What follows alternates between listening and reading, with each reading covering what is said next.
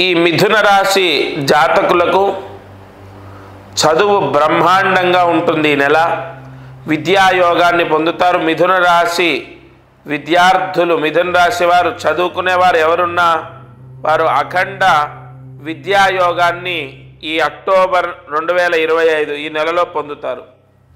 అలాగే ప్రభుత్వ ఉద్యోగులు ఈ నెల కొంత, అంటే మిథున రాశి వారు ప్రభుత్వ ఉద్యోగంలో ఉన్నవాళ్ళు వాళ్ళు ప్రశాంతంగా ఉండే అవకాశం ఉంది. ఏ టెన్షన్ లేకుండా, వర్క్ ప్రెషర్ లేకుండా మీరు ప్రశాంతంగా ఉంటారు. అలాగే ఆర్థిక పరంగా అనుకూలత, అంటే ఆర్థిక పరంగా కూడా బాగుంది. వ్యాపారం చేసే వాళ్లకు అక్టోబర్ నెలలో కలిసి వచ్చే అవకాశం కనపడుతోంది.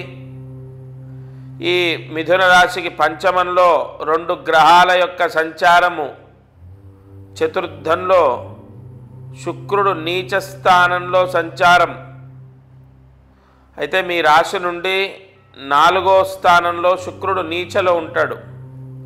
అయితే తద్వారా మిథున రాశి వారికి వాహన సంబంధితమైన ఖర్చు, అంటే ఇక్కడ ప్రమాదం కాదు, ఖర్చు, అది ఏదైనా ఒక డ్యామేజ్ జరగడం మనకి, అంటే మిథున రాశి వారికి ఏం కాదు, కానీ ఏదో ఒక డ్యామేజ్ జరుగుతుంది. అది ఎలా జరుగుతుందంటే ఉన్న వెహికల్ని ఎవరో గుద్ది వెళ్ళిపోవడం, లేదు పార్క్ చేసిన వెహికల్ అద్దం పగిలిపోవడం, లేదు ఆ వెహికల్లో ఏదైనా విలువైన ఒక పార్ట్, ఒక 4 వీలర్ ఉంది, ఒక కంపరేజర్ పోయిందనుకోండి, అది కొంచెం కాస్ట్ ఎక్కువ ఉంటుంది.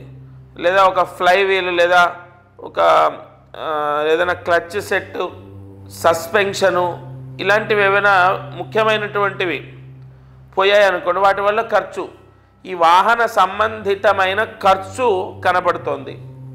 అలాగే మిథున రాశి వారికి విద్యాయోగం చెప్పుకున్నాం, ధనయోగం చెప్పుకున్నాం, ఉద్యోగము, ఈ ఉద్యోగం సంపాదించే, అంటే ఉద్యోగం రావాలని ప్రయత్నిస్తున్న వాళ్లకు ఈ నెలలో కూడా 100% ఉద్యోగం వస్తుంది అనడానికి లేదు. ఒకటి, ఉద్యోగం విషయంలో సమస్య ఉంటుంది. రెండోది, వాహన సంబంధితమైన ఖర్చు ఉంటుంది.